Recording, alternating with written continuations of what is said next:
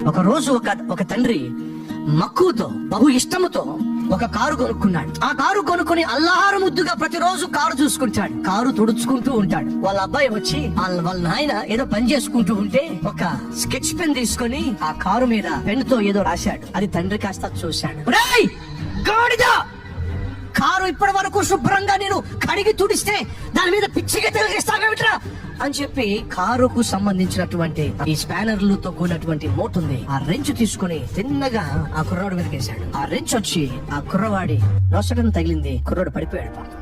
ఇది వాస్తవంగా జరిగిన సంఘటన. గబగబా వెళ్లి లేపాడు, స్పృహ కోల్పోయాడు. అదే కారులో తీసుకుని హాస్పిటల్ కి వెళ్ళాడు. అయ్యా అయ్యా, నా కొడుకును కాపాడండి, నా కొడుకును కాపాడండి అని ఏడుస్తున్నాడు. లోపల తీసుకెళ్లాడు. డాక్టర్లు పరీక్షించారు, చేయవలసిన ప్రయత్నాలు చేశారు. బయటకు వచ్చి అడిగారు, ఇందుకు మీ అబ్బాయికి ఏమైంది? అయ్యో అయ్యో, కోపముతో నా చేతిలో ఒక వస్తువు ఉంటే దాన్ని విసిరేశానయ్యా, అది వాడికి తగిలిందయ్యా. సరే, ఇంతకీ నా కొడుకు ఎలా ఉన్నాడు?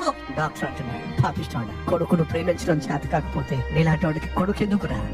ఏమైందయ్యా? నీ కొడుకు నీ కోపానికి బలైపోయాడయ్యా, చచ్చిపోయాడు. ఆ తండ్రి తలకాయ బాదుకుంటూ ఈ లోపల ఆ డాక్టర్ గారు వాళ్ళందరూ చచ్చిపోయిన కుమారుని తీసుకొచ్చి ఆయన చేతిలో పెట్టారు.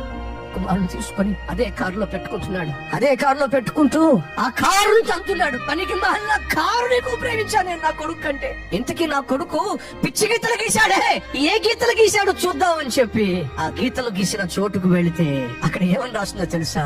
డాడీ, నువ్వంటే నాకు ప్రాణం డాడీ.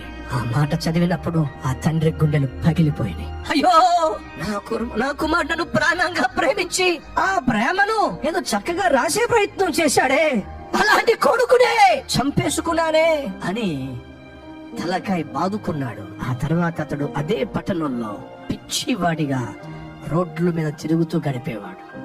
కోపము మానుము, ఆగ్రహము విడిచిపెట్టుము. కొంతమంది భర్తలకు కోపం వస్తే భార్యలు ఎలా పడితే అలా కొట్టేస్తారు, బిడ్డలను ఎలా పడితే అలా కొట్టేస్తారు.